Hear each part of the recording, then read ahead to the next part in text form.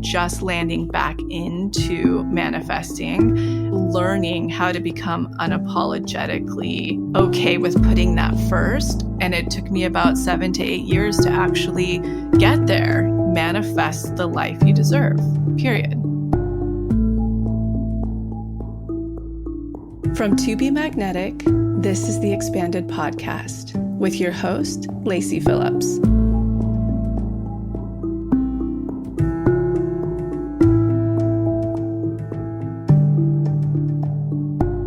As the leading destination for neural manifestation, we dispel the woo-woo in order to help you create real, tangible results based on neuroplasticity, psychology, epigenetics, and energetics. Our goal is to normalize the practice of manifestation and empower you to get into the driver's seat of your life in order to manifest the experiences, relationships, and things that most align with your authenticity. Part of our manifestation process entails expanding past your limiting subconscious beliefs. Therefore, by tuning into this podcast with interviews from experts, thought leaders, spiritual teachers, scientists, and those with neural manifestation success stories, you're starting the process of expanding your subconscious in order to see to believe that anything you desire is possible. And by pressing play, the process begins.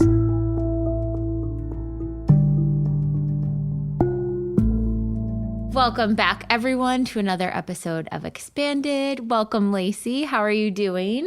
Wonderful. I've been laughing at the comedy of errors this morning. I'm like pumping right now. I'm in my bathing suit after a walk. I was so late to get to this. So I've been laughing about that with Jessica. But otherwise, great for Mercury retrograde. How about you?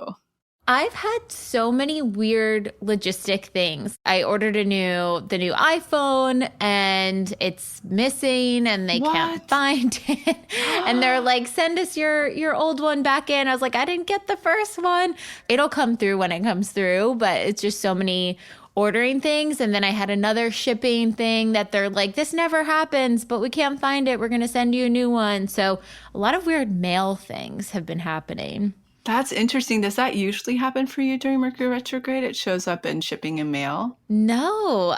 Sometimes it's like techie stuff, like online digital things, but for some reason it's these physical things. And it's weird because we have like a mail thief downstairs that sometimes comes. So I've been like, I have to check every day in case the package comes because I don't want it to be stolen. So I'm like on high alert with checking, but also trying to go back to like, all right, we can relax. It'll come when it comes. I'll be notified. It'll work out. Definitely Mercury retrograde vibes. And what else is in retrograde? Is it Venus? Yeah, I think so. Yeah. Damn. Well, I'm wishing you the best of iPhone luck. I know. I'm trying to figure out what the root, because the other thing is my Google storage is up, like what I would store on my new phone, more photos. So I'm like, is there something with how I'm securing my information? It's some sort of test, but I'm just trying to go through it easily. Yeah, I realize that this time right now, I'm only receiving tests and they're more emotional based, like we talk about trigger and emotional based. So I think that that's probably going to feel pretty universal for people, especially coming off the last test episode. So true. So we've had so many questions come in recently, and we haven't really had you on to share your life updates. So many people have so many questions on Teddy and what's going on lifestyle-wise and all of that. So we wanted to do sort of an Ask Me Anything, and then we have a couple of manifestation questions we'll answer that came up a lot as well. But this should be a really fun episode. I'm excited. Let's get personal. Okay, so you just came from the beach, I'm assuming, in your bathing suit. What is the typical morning routine like for you right now? Well, it's really funny because Barley, my dog, started just doing really odd things in the last 3 months. And I had an inkling that she's 12 now and, there might be a little bit of fuzziness happening in the brain. So we talked to our dog psychic. Her name's Teresa Wagner. We'll link her for anybody who is certainly going to be interested after saying that. She navigated and helped us a lot when we brought Odie into the pack and to explain to the dogs when Teddy was coming and what that was going to be like, which was a hilarious conversation. And so I just had a call with her 3 weeks ago. And she confirmed everything I was feeling. She said, Barley said, I get confused sometimes and I don't remember who I am or where I am. Oh. Yeah, it was heartbreaking. Talk about a whole conversation of just bawling the entire time. I just asked her a lot of questions, and she requested at least 5 minutes alone with me every day, like we used to have. I said, do you want those walking? What is petting you? Like, what does that look like? And she said, oh, I don't care anything. Like, she's like, I feel selfish asking for this. And so I've been trying to exercise every day, and my vitamin D was so low feeling. I can feel my body when that feels low. Because as many people know, I've been a big sun gazer, heliotherapy person for many years.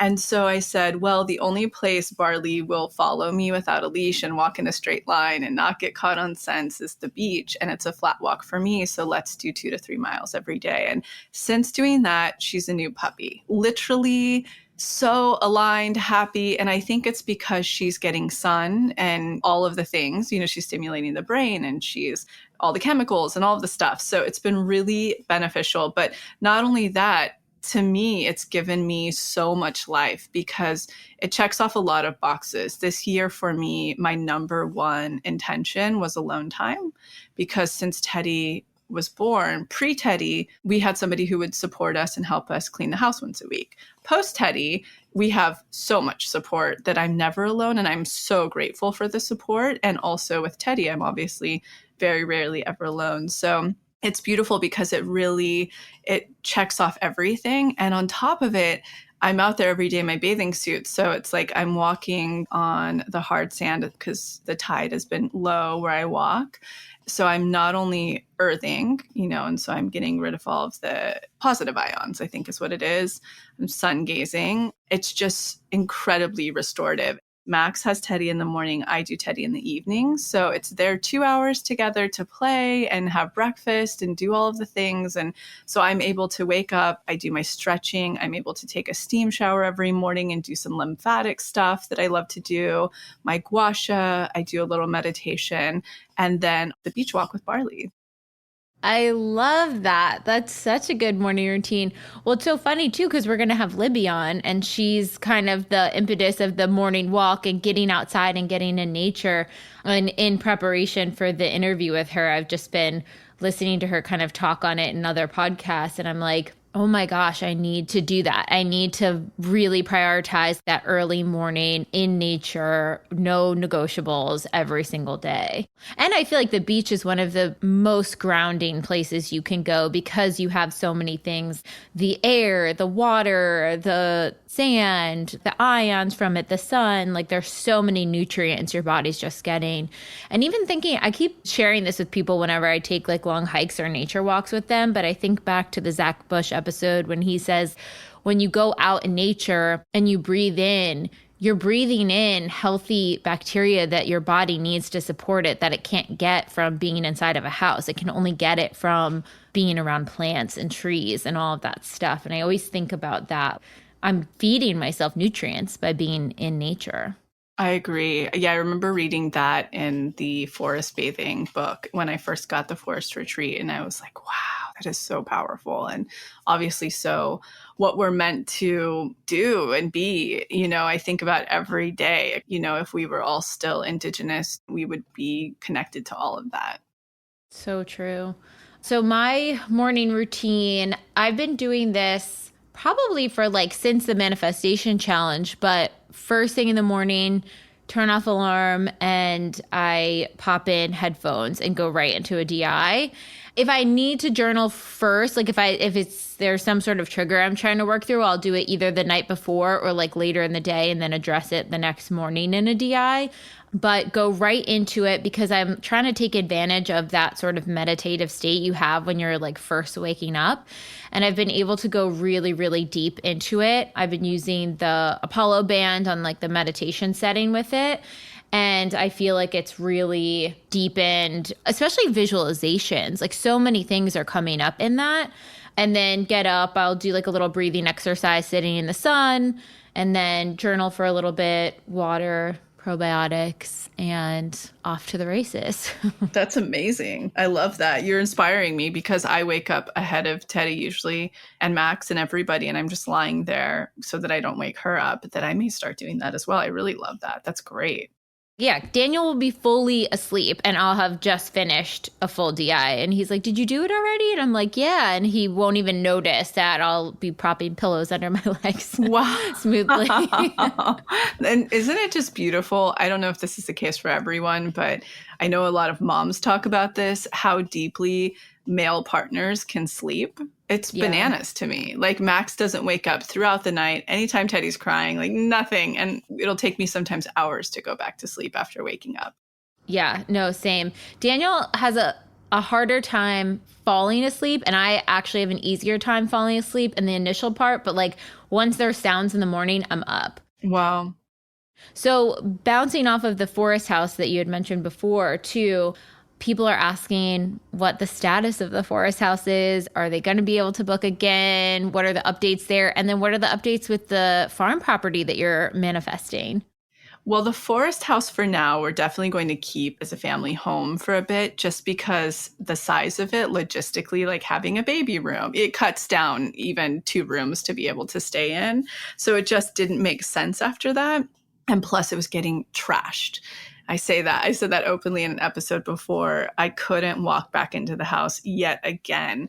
And like the brand new Wolf stove has scratches all over it. The brand new sink somehow has dents in it from people dropping cast irons. And I just hit a point where I was like, this isn't worth it emotionally to me anymore, because no matter how expensive you make something, how deeply you weed out parties and people, it's still not somebody else's property, so they don't take care of it. And so I have so much gratitude to the people that stayed and used it for what it was for and took care of it like it was their own home and loved it. But it was just too often that wouldn't be the case. So for me, I learned emotionally, I don't know.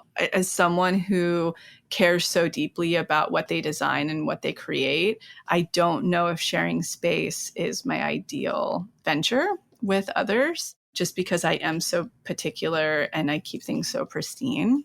So there's that piece. And what's really interesting about the farm property that I've been manifesting, I am so curious to see if I end up creating a section of it where people can stay. May it be like beautiful glamping tents or something like that, where it's not actually in the home itself. So, and a really fascinating thing that's been coming up is I grew up on a family ranch, in the same area as the forest retreat. And it's just been coming up a lot lately that someone's going to need to step up and help with this ranch and take care of it. And so I'm so curious if that's what's been blocking my manifestation of the farm property, because truly nothing at this point should. And as many know, I almost got one in Massachusetts 2 years ago. And that one just didn't totally work out because Max wasn't fully aligned and I was having Teddy, etc. How I got to meet Libby, who is so beautiful. Can't wait that we're going to have her on here. But yeah, I'm just curious to see. I have no attachment to what comes through or this family, property. And it's been really interesting to watch the process of manifestation around the whole experience. And I have a lot of up-leveling that's been happening lately. Like a lot of things I've been asking for have been coming through. And it's fascinating that this conversation about our family property has presented. And during it, I had the channeling. I was like, oh, this is what's been blocking that. I'm so curious to see what happens and how everything goes. It was interesting because we were visiting it right before Christmas and Max's mom was visiting and she got to see the house and she said, wait, isn't this what you've been looking for the last few years? You always talk about, isn't this it? And it's just interesting because it really keeps coming back up from my family and, all of the different people in my family and stuff. So we'll see what ends up happening. But the manifestation is still I'm still very much dancing with the universe on it. And I'm so curious to see what ends up happening and landing the way it's supposed to. But I will say that I was looking at Pinterest boards this morning, referencing something because I'm redesigning some of the stuff in the interior of the forest house. And I looked at my Scotland farm one and I'm like, oof, that is where my soul and heart is. That's it. That's like where my soul and heart lies. Oh, I love that. One thing I'm curious, because a lot of people ask this too, is it sounds like with this farmhouse, you had sort of a big test with the Massachusetts one, and, it's kind of quiet and slow. You seem in complete surrender to it. It doesn't seem like you're dog pedaling, you're not in a rush, or kind of just like, I know it'll come when it's supposed to come. I'll kind of move through the tests as they present and we'll navigate it that way. It seems like you're navigating it with such just like quiet confidence. How do you feel like you got to that place with this property? Is it because you've manifested the forest house and Topanga, and so sort of like how this goes? Like, are you so expanded that you're able to settle into that confidence with it? It's actually really simple. It's honestly just using this work the exact same way that anybody else would, especially when you're advanced in it. And so the best way to answer that is there are a couple of things that I know to be true, having done this work for so long, is the best of the best will come and is yet to come. So knowing that I want this to be a property that stays in our family for a very long time, I'm not willing to settle on it. And so that's number one. Number two, the same thing we always teach everybody when they're manifesting properties. I'm having to work with the energetics of not only Max now, but also Teddy and potentially the next baby we're going to have. So I know that we have to be super aligned and everybody has to be on the same page for it to come through. And to give even more detail on the Massachusetts one, because both Max and I flew out, we did the full due diligence. We looked at it. Max wasn't 100% on it, which I do kick myself for not getting it, not in the sense that I want to run back and get it now, but just how close it was, that feeling of like, wow, I could have done the holidays there last year. Wow, it's in the same town as Grace and Kay. Like, how fun is that on our team, which was so wild and kismet and bananas in the first place. And I found it completely independent of them. But the really big kicker, if I were to say why I didn't get that place, was because I could smell that it had mold. It was, for me, health-wise non-negotiable. And so for me, even though I'll still look at it on Zillow, and I'm not lying, and I'll still look and see what the people got it for, which was even 100,000 less than the original offer I had put in on it. And I'll be like, damn, that was so close. But I 100% passed that test in that magic dark because of the mold piece. And so I can be in such surrender about this, obviously the privilege of manifesting the forest house and having Topanga, but because I'm not willing to settle on how this will make my heart and soul feel to be at when I'm there, and knowing manifesting it with Max and Teddy, they have to feel that as well. So that's what keeps me in confidence and ease about it. And how do you navigate manifesting now with Teddy? I can just see so many people being like, how do you manifest having a baby and like with a child and with a family and all of those things?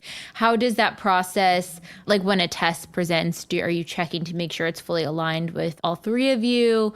Are there any other tips or tricks for people who are manifesting with family?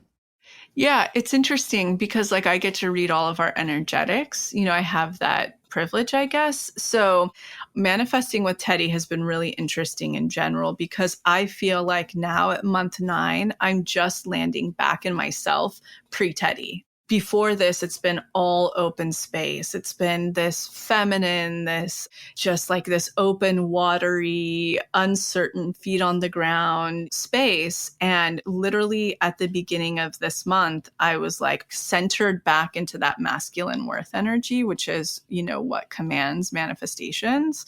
So I'm getting very, very clear. And Teddy's so young. So I imagine that manifesting with her is going to become more interesting and dynamic as she gets older and we start to find her authentic code and all of that. A great example of this is on Monday. I had a schedule on Monday, but I'd been channeling all weekend. And it's so wild. Since the beginning of this month of really starting to come back into my masculine worth energy, I've been channeling so much more. I can't turn it off. So many ideas are coming through, so many pings. And I had this ping on Monday. You have to go to these 3 places. You've just got to go.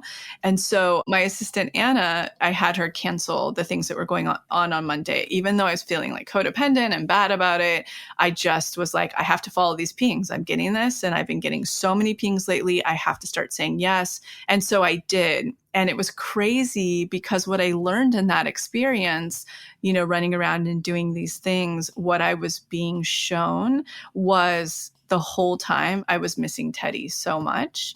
And when I got back to her, I was like, nothing compares to how good it is being around you. But I had to go experience and feel what it's like choosing me first again and choosing my needs first again. And so that's a lot of what I've been shown lately.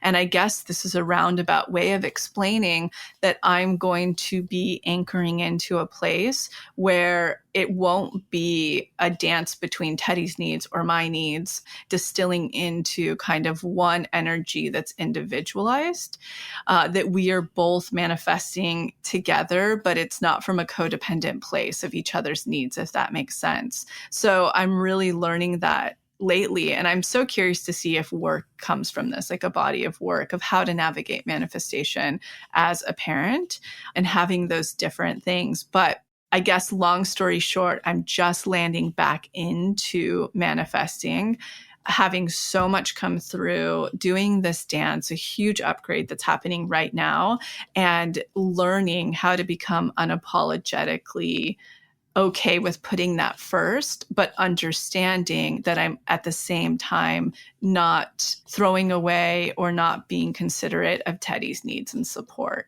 So it's really been a beautiful balance. And I don't think that there's ever a very clear way, or maybe there will be a very clear way to manifest with children, but I am starting to see the energetics of it. So hopefully that will distill down into actionables that we can soon teach. It sounds a lot like interdependence. It's teaching on that concept of both needs are important and the needs of the unit is important as well. And honoring all of those things as sort of three entities in and of itself. And I'm curious, when you were saying how you needed that alone time and to be in your own space, but you knew it just felt better being around Teddy, I really resonate to that in relationships. I've for sure had that feeling with Daniel where I'm like, I know I need to take my alone day or like work independently in a separate coffee shop or whatever from you, even though it feels better being together because you're my best friend and I love hanging out with you, but I need that separation as well. And so honoring both the time that we do spend together is great, but then the separation is also so needed too. I love that. I think we could create this body of work together. Yes. Brilliant. Especially for, I think, reforming and recovering codependence. And for me personally, who, even though I believe you always, no matter what, your kid will kind of be fucked up no matter what you do and how conscious you are. But I will say that I do try to go about this as consciously as I know how. That is in the forefront of my mind with everything that I know about inner child and shadow and attachment theories. I'm really trying to toe that line constantly. So it will be very interesting to come up with sort of somewhat of a roadmap and guidance for people doing this work while being, caretaker. And then what are some other Teddy updates? People were curious of like full feedings method. How is she sleeping? Any quirks, advice for parenting in Aries, all of that fun stuff. Yeah, so it's been really interesting because I've been sharing a lot about that on my personal account. I have so many feelings about this. So for us, full feeds method was remarkable until about 4 months. And I should have followed my instinct. I think I've talked about this before. Basically, it was suggested to me to swaddle Teddy and sleep her in one of those, the Snuggle Me, those like kind of DockATot things. She wasn't really she was very Aries from the start. She didn't really love being swaddled and she just wanted her arms out and free. And I had this instinct. I was like, I'm just not going to really swaddle her. But granted, sleeping wise, she was figuring it out and kind of all over the place. And I've since talked to many moms who were like, oh yeah, we didn't swaddle past the first month. And I was like, fuck, I knew that. I could feel that instinctually. All of this to say that at 4 months when she started to turn and roll over, I then had to wean her from being swaddled and sleeping in a very tight Dakatati type thing. And it wasn't going well whatsoever. And so she ended up in our bed. And that's when the full feeds model, it just wasn't working for us anymore because she was around my boobs all the time. So all she wants to do is nurse.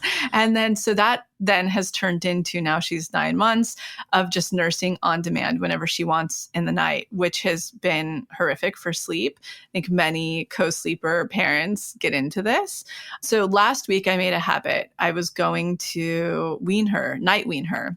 So, she's 9 months. She doesn't technically really need to eat in the night. I was going to keep the dream feed at the 10 p.m. slot so that I knew she was getting the night nutrients and getting that fullness until about 5, and then start feeding again. And the first night went remarkably well. I shared it under the Teddy highlight in my personal. Literally the next day she woke up with the worst teething that she's had going on ever, like she has 2 of her top front teeth coming in, and it was so bad. And I think emotionally she was really feeling all of the feelings of like, wait, does that mean we're disconnected or I can't nurse when I want? So she was having a really hard time emotionally the next day. So I was really there for her and really present. And then the following day it continued, even though that night I just started nursing on demand again, because even my friends who have night weaned, they still nurse when teething's happening.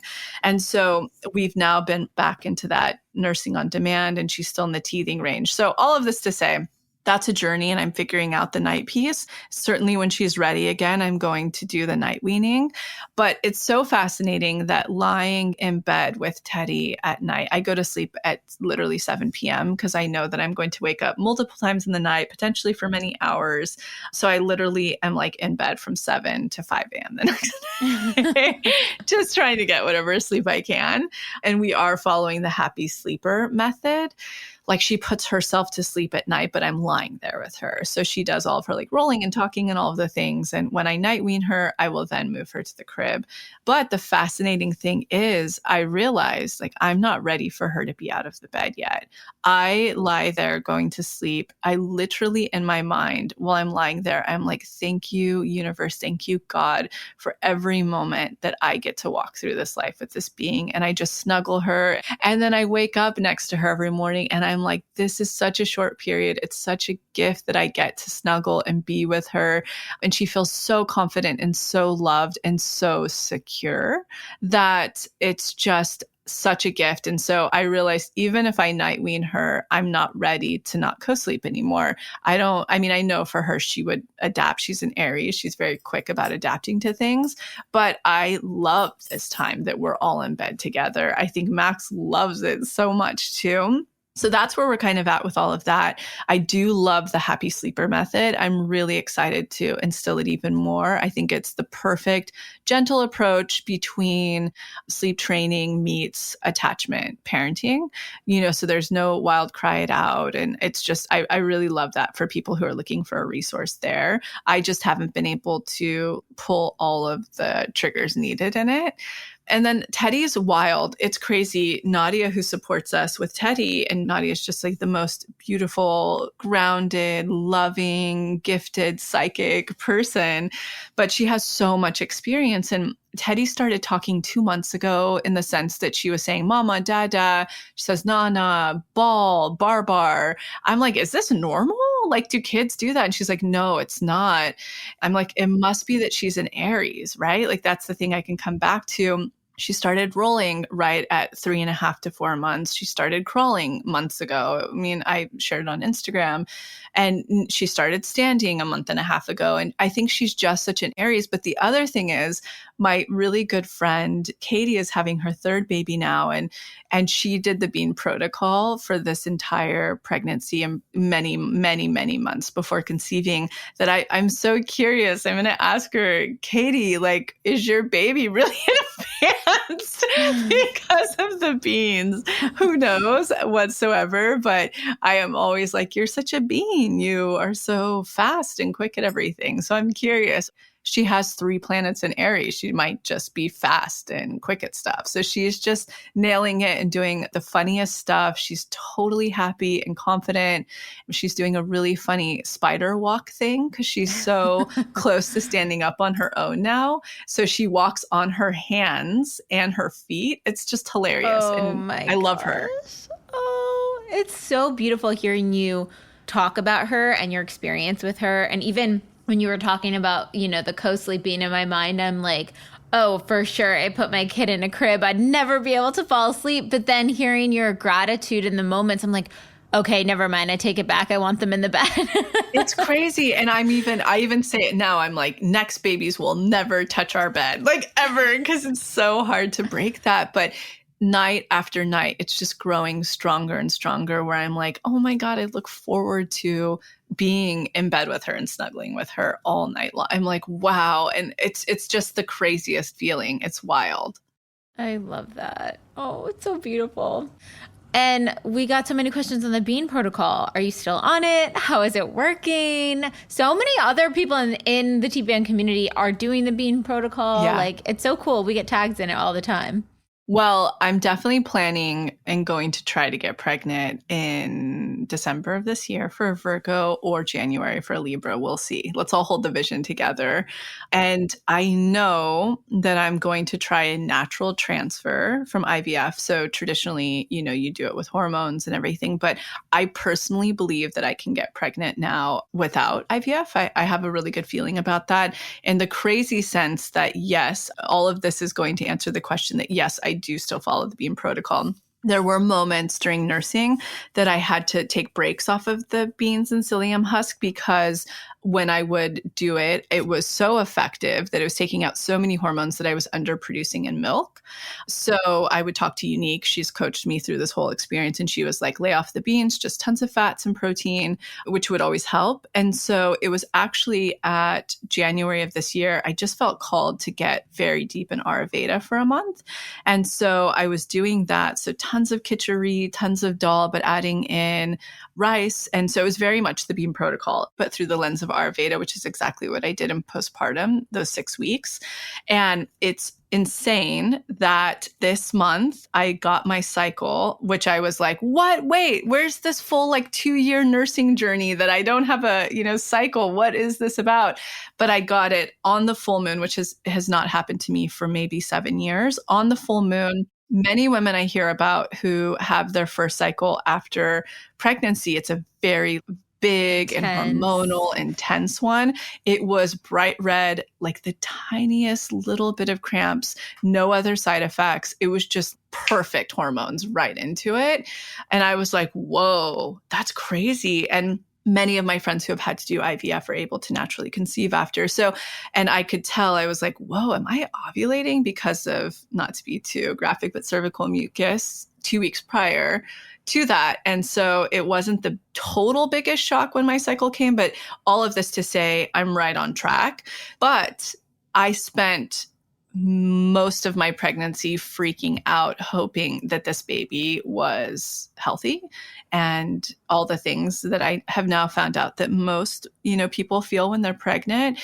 And it's this beautiful thing that we have these embryos. We're so lucky from that one round of IVF. We know through Teddy that they are so healthy. They're genetically tested. We can choose a boy. They were my 35-year-old eggs, Max's 31-year-old sperm after 7 months of the bean protocol to prepare. So all of this to say that, yes, I am on the bean protocol. I believe in it so much. I'm following it pretty to a T, and I will get very, very, I won't mess around with dairy and stuff like that again as of August, preparing for 2 mitoses before a natural transfer in December. And so what a natural transfer looks like for anybody who is in this fertility journey is it's just completely no hormones. When it comes time to plant the embryo and transfer it in, they'll just do that, but no hormones prior or during. And we just see how that goes. So exciting. And it's so crazy, the power of the beans. I mean, it's so funny. Oh my gosh. It just makes so much sense, though. It makes so much sense. To me, it really does. I've never like fully gone bean protocol, but I definitely have implemented them in sort of the same philosophy and timing, you know, keeping it away from fats and using it as sort of like your fiber detoxification protocol and all of that stuff. And whenever I'm regularly having beans or lentils or psyllium husk, my digestion is so much better. It's crazy. I know, it's wild. And I sit and theorize about this stuff a lot, but I look at South American, Central American cultures, and I look at, say India, and I have to say, I'm like, wow, these are strong fertility cultures. You can tell just based on, how many children and whatnot. And I'm like, you can't deny, I mean, these are cultures that eat legumes all day long, whether it's chickpea flour to bean pancakes, like you're eating beans all day. And it just makes the world of sense to me. And if we were indigenous, many of us would still be eating beans quite often.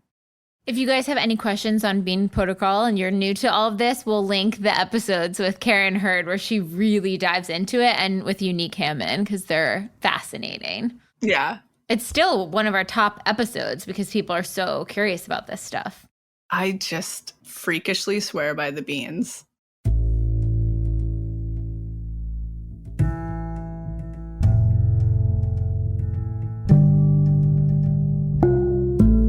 So I'm quickly interrupting this episode to invite you, if you're ready to start your manifestation journey, or if anything you've heard in our manifestation episodes has piqued your interest to begin.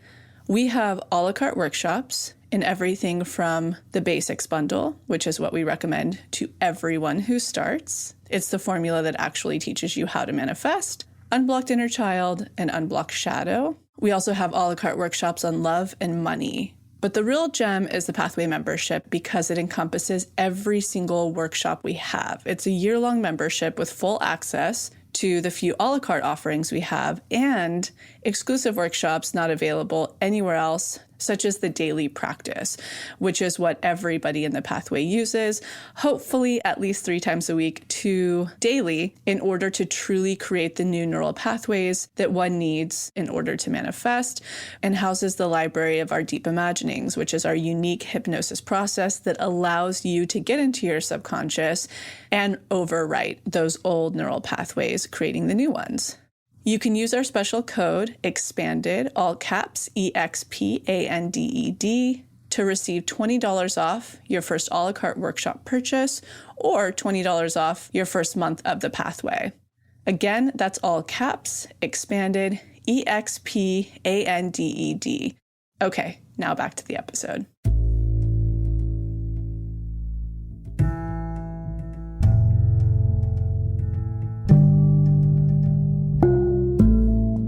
Okay, what are your graceful aging or anti-aging or skincare things that you are loving right now?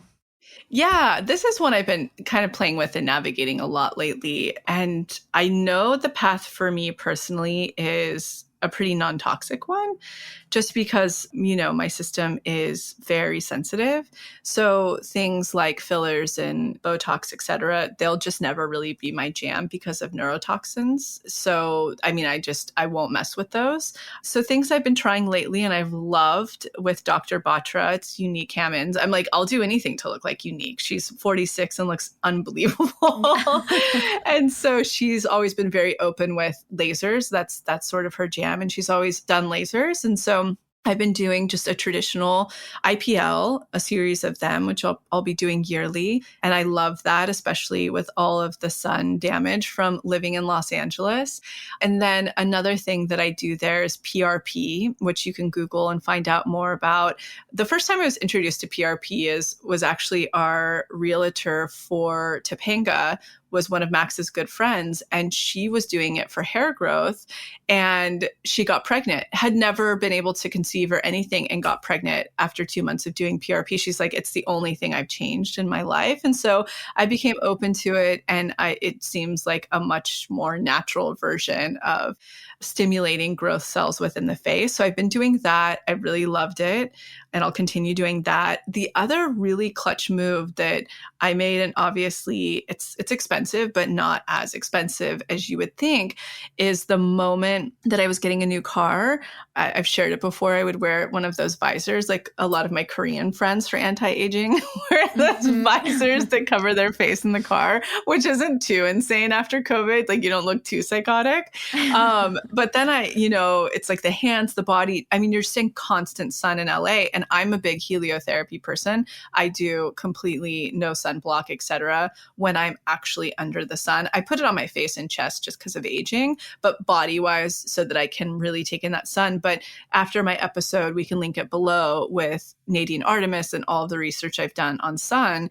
I don't mess with it when it comes to glass. It's so aging for you to take in sun through glass because it cancels out, the rays that are good for you. It could be very cancerous. So I just don't mess with that. So one thing I did do with this new car is I got a wraparound 3M ceramic tinting.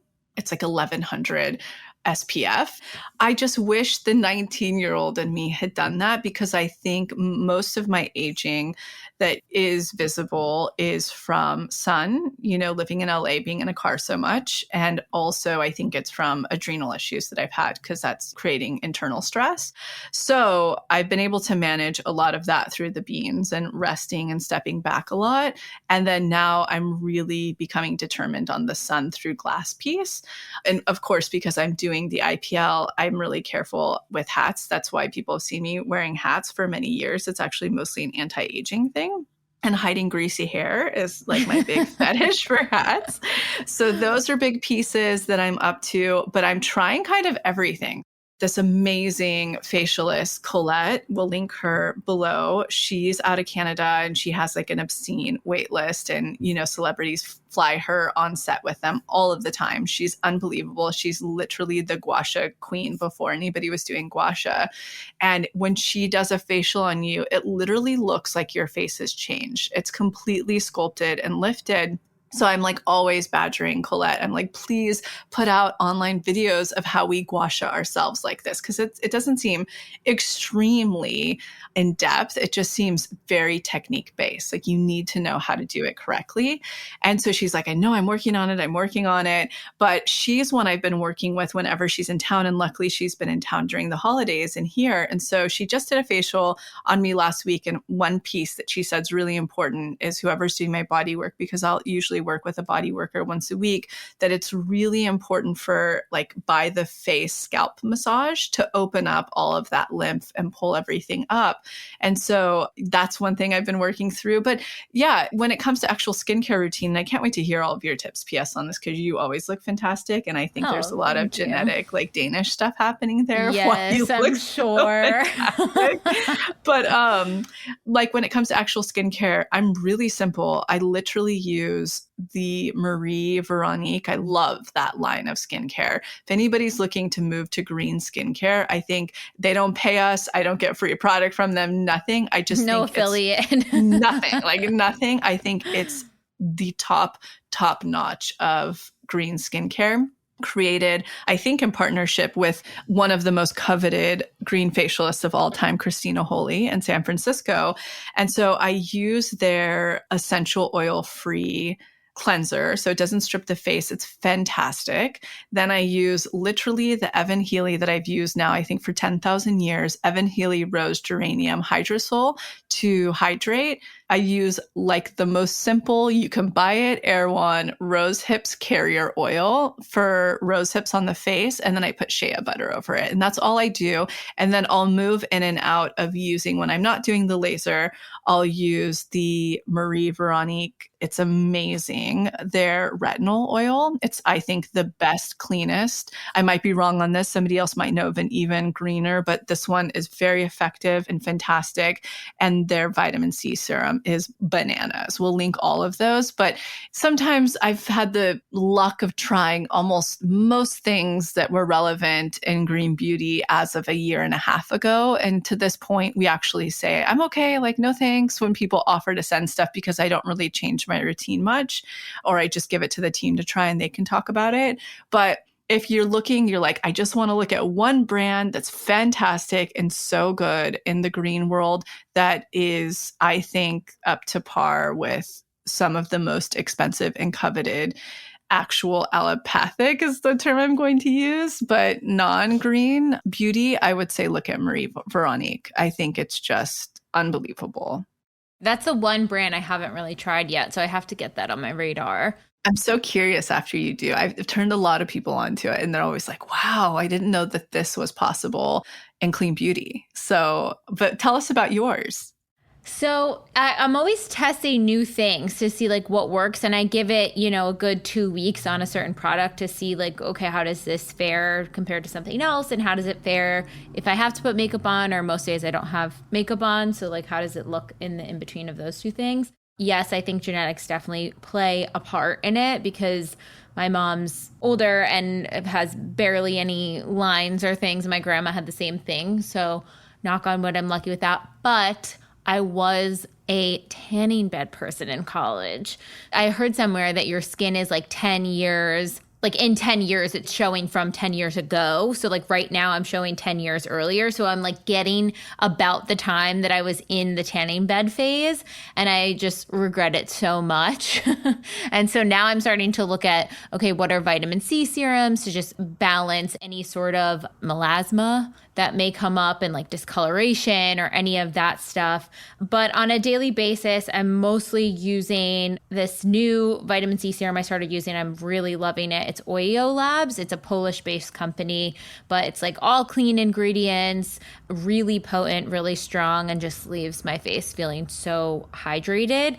And then I'll seal it in with the Osea Advanced Protection Cream, which is unreal. And I was just in New York over the holidays, and with all the cold weather and all that stuff, that protection cream was the best, hands down. Just covered my whole face and kept it moist and not like sticky or anything. And then I'll use random things to kind of test it. Like I've used the hyaluronic acid serum from Osea, which is fantastic. And that always sort of plumps it up, especially if I'm like going to go out and see people. I'll do that because it'll smooth out any, fine lines or anything like that. The Wonder Valley Wonder Serum is great. And also they're just really nourishing oils. Oils seem to do fantastic on my face for some reason. And then I'll seal it in with like a thicker cream. Same here. And then when I was getting the facial with Colette, she was like, excuse me, I just took a bite of kitchery, everyone. She was like, you are going to move into using a lot more serums that you build under the oil. And for my skin specifically, she was like, you're going to want to use a lot of minerals. So a lot of, like Osea seaweed product, etc. But I'm such an oil person. It makes me feel so hydrated, so glowy, beautiful. I'm like, hand me oil anytime I need anything and I refresh my face probably because I'm so dry, probably 3 to 4 times a day based on how the weather is outside. That's how often I'm rehydrating my face. It's bananas. Yeah, I totally agree. I feel like I probably refresh it like 3 times a day, but the oils, just something about it locks in way better than just any lotion or cream or anything. Like you can have both, but I have to have an oil-based something on there, and all organic, natural. And yeah, I totally agree with you. I'm so interested to hear how like the lasers and all of that stuff works out, because I definitely have the ping to not go the Botox route or filler route. A lot of friends have it and are getting it, and it looks fantastic. I know, that's the hardest part. I'm like, fuck, I want to build my lips like that where it's so natural and undetectable. I know such a handful of like stunningly natural, beautiful women, natural looking, beautiful women that do it. And I'm like, fuck, that looks so good. So good. And even the lip filler, they just do like a tiny little bit. And I'm like, wow, I didn't even realize. And so it's kind of like the dangling carrot. Like I'm so tempted, but then I know in my gut, I'm like, not for me. That's exactly how I feel. But I'm no judgment because I'm sitting there looking like, damn, you look good. Or like all of them. And I'm not opposed to this. I'm actually really open to this. But all of the people who are doing, everybody I know does threads and stuff. And I'm like, shit, that looks good. But I'm also, my stance on that personally is I keep gaining and losing weight based on babies until I'm done. Just doing any of that doesn't make sense because the skin is going to be expanding and contracting. And I don't think one should be doing that with threads because that can look really funky. Yeah. And I bet you for the people who get, fillers or Botox or lip injections or whatever procedure they get, they likely have the ping that it is for them. I know. Yeah, totally. So to each his own in that journey. And just know we're all sitting there being like, damn, you look good. Yeah. Okay, so what are some other ones we have in here? We got this question a lot. How do you navigate work-life balance as a projector? So many people were like, oh, I don't have the energy to do like a huge long work day. How do you do it, not even just work life, but work mom life as well? I don't think I'm a fair person to ask that to, because through the grace of you guys who are so incredible on the team, for the last 2 years prior to Teddy, I was stepping back more to heal. So I'm in like such an unbelievably privileged situation as a projector where, I'm really only having to show up for the high level stuff and this, and events and things like that. So I don't think the most fair person to ask that to be honest. I think ask that to a projector who is living the life you want, that it maybe is more of a bridge or whatever. I do know at this point, with health and being a mom, there's no way that I could step back in at a big capacity. So it's like continuing to cultivate the company, growing with you guys and bringing on whatever the team we need is to have that experience to continue to grow this at such a beautiful, sustainable, and cool way that I think we've been doing it for years now. It's also been like really inspiring to me seeing your vision and Grace's vision and Kay and Nikki and everybody on the team, I think has such cool talent and input that it's been beautiful to be, in the background and more into the business side of it, or, like when I'm getting channeling, sharing that with you all and seeing how we can bring it to life. But I have to say, I don't think at this point that I'm the best person to ask. Along with Max, like we've facilitated a life where we're extremely supported at this point, and that I get to show up as the mom that I want to be. I know a lot of people don't have that opportunity, but I do know that at 27, I remember casting that list in my head at the most toxic job on the stage of the preschool I was working at. And I said, if I ever have kids one day, I want to do it like this, while I was staring at literally 20 expanders of moms that were in the position that I'm in now. And I said, that's the only way I can do it. And I know that's the only way I can do it. So I must have had an inkling of my energy level and being a projector then. So what I will say, looking in hindsight and the position I'm in now, start manifesting it, period. What does your soul and life look like? Start doing it. And it took me, 2 years ago? So I was 20, I'll be 37 now. I would say it took me about 7 to 8 years to actually get there. It may be much faster for somebody else, so I will say manifest the life you deserve, period. And I think too, that's a great point with finding bridge expanders, because someone might not be at the career level or success level that they can call on that support or step back or any of that stuff. And so it's like, okay, cool. If you know that that lifestyle is your ultimate dream, cast that, call that in now. But in the interim, find someone who's in that in-between phase, who's maybe not fully at the disconnection and presence that you're looking to be at, and is a little bit more in the trenches, and see how you can build towards that and move towards that goal. And don't get bogged down by the term either, because so many people write in, they're like, I'm a projector, I can't do this and I can't do that. You can do anything. You just have to follow your soul's path on what feels good and doesn't feel good. So don't limit yourself either. For other projectors I know that like are kind of battling that sort of, oh, I get really tired, I need to do this or move into that, then give yourself rest. That's that happy point. You know what I mean? Know that when you rest, you're refueling, and then you can come back to when it feels good and when it lights you up again. I agree. And, just to that point, there's so much more in your chart than your type. Krista is a good example, my friend of almost 30, and she's a projector and she's a boss. Like she's all day long doing stuff, but it's the stuff I think that really lights her up, and she's doing it really well. And so she has so much more energy than I have, and her chart is probably incredibly different than mine. So I think, like you're saying, don't let that box you in. So true. Krista shows up so well on Instagram. I mean, I'm exhausted watching because she's so good at it. I know, like I'm a generator and I'm like, wow, she's got so much energy. Like she's showing up every day. Like I really appreciate that so much. Like watching her, a projector, gives me generator energy. So it's so full circle. I know. So I think, obviously I don't know how to read a chart and stuff, but there's something in there that she's great at that. And that's part of her thing. So I think definitely don't get boxed in by all of the different systems, to be honest. Okay, here's a little bit more manifestation-y question. Did we both stick to the 6-week rule with our current partners? Oh, yeah.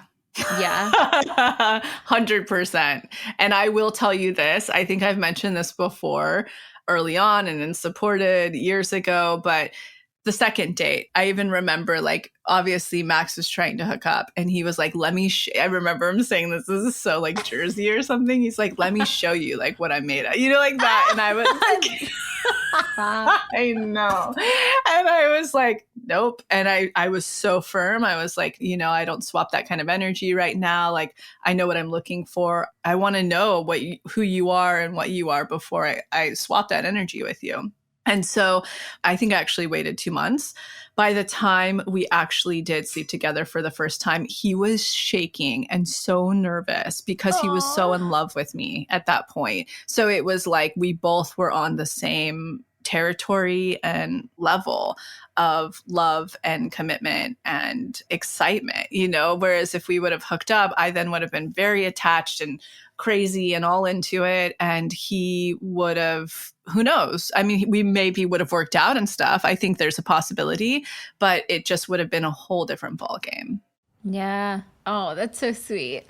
We definitely waited the 6 weeks period. I would say more so because of Daniel than me. I definitely tried earlier and he was the one to say, no, I think this could be something. I want to wait and like take this seriously. So he helped usher us past the 6-week rule. I think it was about 8 weeks when that finally happened. But yeah. Now that I've gotten to meet him and I have context, I could so see that in a beautiful way. Oh, yeah. I was also kind of like, what? What do you mean no? But it was like exactly what I needed and needed to sort of be like, okay, this is for my benefit. This is, this could be a real thing. Like, wow, this is the first partner I've ever suggested this first. Like, this is amazing. And bam, right? It was probably the first person too that you've ever been in that circumstance with that has been like, I want to wait. I really want to check out what this is about. Oh, 100%. So powerful. Yeah. Okay, best tip for someone who has never had a partner, this person says before the age of 37, but we also got a lot of questions about like chronic singleness or dating but not matching with anyone. Any tips for someone who feels very fresh in the dating realm? I'm going to let you take that because you've gotten really good at that. And I feel like I say the same exhausting things over and over about it. I have thoughts, but I'm going to let you take it first. I mean, the first place I always go is like, where are you looking to outsource your self-worth to this idea of a partner? Where are you putting so much pressure, and whether it's status or just putting them on a pedestal, like saying like, I've never had a partner before 37. Like, I don't know, almost even in that sentence, I feel a bit of shadow or maybe like embarrassment, or there's nothing wrong with that at all. Shani Silver is actually a great episode to listen to on this because she totally embodies her single chapter in life and loves it and thrives in it. And she's not looking at it in a negative way at all. So I think reframing how you're perceiving it can make it feel less scary, less daunting, and that you're not putting it on a pedestal as something that's so separate from you. You can have it at any time. You're just enjoying yourself right now and really enjoy yourself even deeper. Yeah. And then for me, like the one thing I always have people look at, if, it's the chronic singleness, they've never had a partner, the biggest two things, but the biggest that when I used to work with people is you need to go in your subconscious and find why you're pushing it away. And most often than not, whatever the parental relational dynamic to you when you were growing up, the way you as that young person perceived it was most likely not positive. I tell this story about this woman, a friend of my friends that I met in London who came to the speaking event. She was like, I grew up with the parents who had the best relationship. They've been together. They're still in love still. They're very successful. And I just asked the very simple question, right, but is it the relationship that you want? They're like, God, no. And I'm like, you need to go do the work. Because if you look deeper into her circumstances and how powerful and successful she was, she desires something very different than what her parents have, as well as what her father was. And so to her, her parents' dynamic actually seemed like a prison when she was growing up, because she wanted to like get out in the world and do things and not be held up in this relationship and be, what she coined as her mom being a homemaker. So most often than not, it may not even seem very trauma-based or anything, but you need to go look down in your subconscious of why your subconscious is saying from childhood, I'd rather be single. It's safer or more exciting or fun or etc. Fill in the blank. And number two, have you been fragment and expanded in the type of relationships you want? You need to show your subconscious that those relationships are possible. So if it's the chronic singleness or has never had like a serious relationship at a later age, it's because your subconscious won't let you. And so it's really about unblocking and expanding. Perfectly said. And then we had a lot of people who did the manifestation challenge who are finding resistance going into now, whether they're jumping in inner child or shadow or boundaries. Any tips on overcoming that resistance to jump back into the work? Yes, make it fun again. So only take some action steps for a couple of weeks, like lay off the deeper work and do the fun stuff in the workshops. Or if you have the journal, there are a couple of fun prompts. It's like the 8 people that are closest to you, like do a little bit of an edit through action. Take a week where you're like, I'm going to take a break and I'm only going to listen to the pings, write them down and follow them. Make it fun in a game again. I have to do that a lot. It's a channeling that's been coming through recently.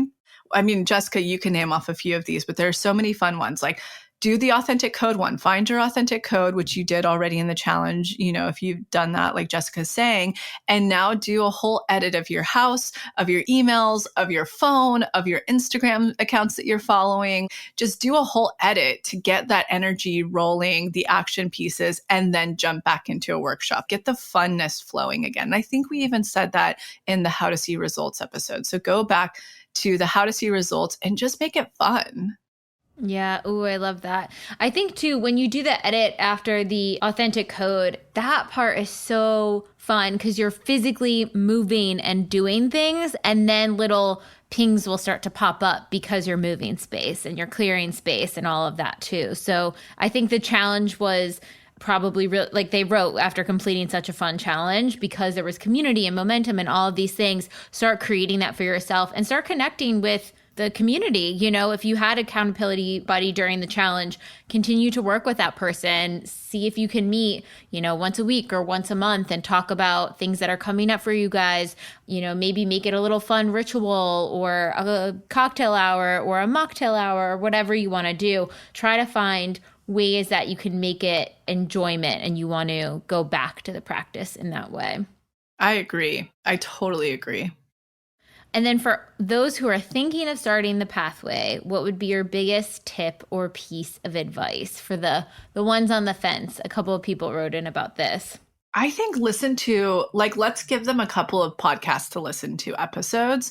And then my favorite thing that I like to direct people to, because I'm very projector when I meet people on the street and they're like, what do you do? I'm always like, well, it's this and this. And they're like, wow, that's so cool. Tell me more. And then I'll say, what are you manifesting? And they'll say, oh, I really want to call in this. I'll send them literally the motivation of that category. So say it's a house, I'll send them that. Or if it's career, And I'll be like, just read these and get inspired. You're already expanding yourself while you're reading them. And then just see, like, is this the ping that this is something you want to jump into? So I always direct to either podcast or the motivation rather than explaining why this might be good or someone would want to. It's like, learn through these other people's experiences.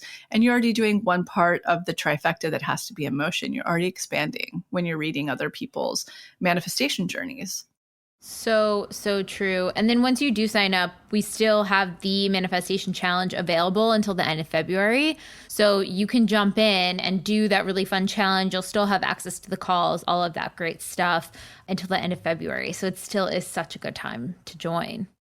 And then last one question we got a lot for people who are crafting their list and they're really confused about what to call in. They came to the work because they're not happy with their life. They don't like what's going on, but they're not quite sure, well, what does that mean I need to manifest? Like, I just want to feel happier and more fulfilled and all of these things. How can they start to figure out some of the things to call in to help shift those underneath feelings? For me, when I'm in that space, and, obviously I would say, like, check out the rut, etc. But when I'm actually in that space where I'm feeling low and I don't feel like I'm in any situations that are lighting me up or making me happy, or maybe I'm going through a mild depression, for me, that's when I like to get in touch with my soul and talk to my soul and my soul desires. And I think that's a beautiful starting point. I personally think the Authentic Code is a really beautiful exercise and practice for just starting to touch in with your soul. Like, who am I? What do I want? What makes me the happiest when I look at my life? That's personally, I think, a beautiful starting point.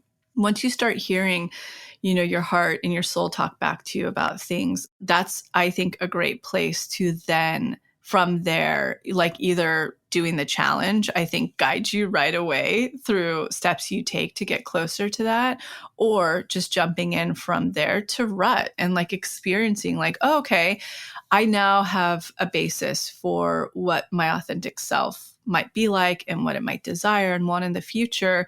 Let me take a look at my circumstances right now of why I feel so out of alignment with it. And I think the rut can give you, it's a workshop within the pathway, can give you a lot of insight and shine a lot of light of maybe how you've gotten pretty far away from your authentic desires and your authentic needs, and maybe career, relationship, or living, circumstances. To me, those are the two places I would be sniffing out to really just get in touch with myself. Yeah. And then the only other thing I would add is, like, if you're looking to do some sort of visualization mood boarding, the free clarity DI, the authentic self DI, and the highest self DI, which is found in the boundaries workshop, those three really help guide you through your authentic self, future self, and kind of brainstorm, like, what does that life kind of look like? What does it feel like? How do I connect with it? Those three are excellent for that. I love it. Awesome.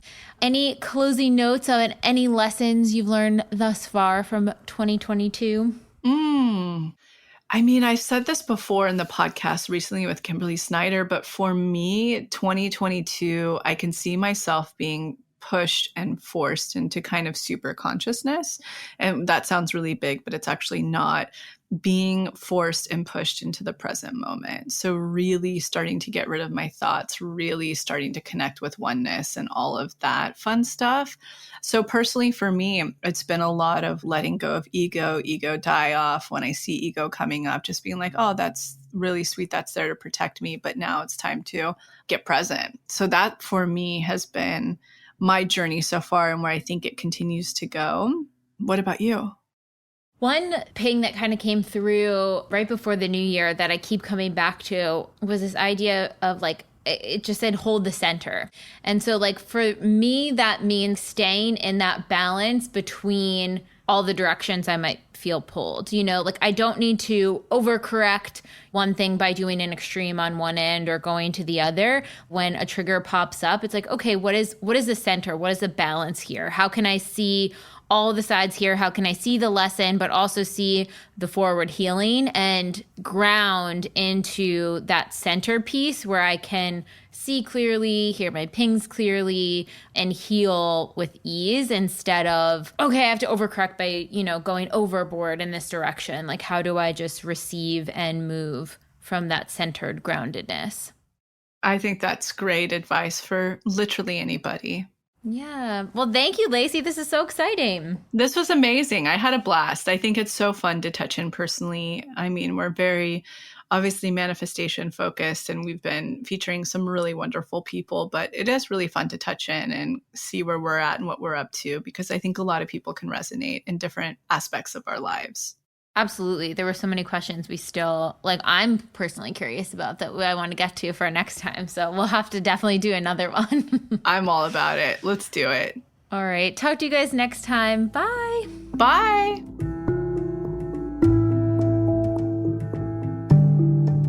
Thank you so much for tuning into the episode, and I hope you enjoyed it as much as I did, we did.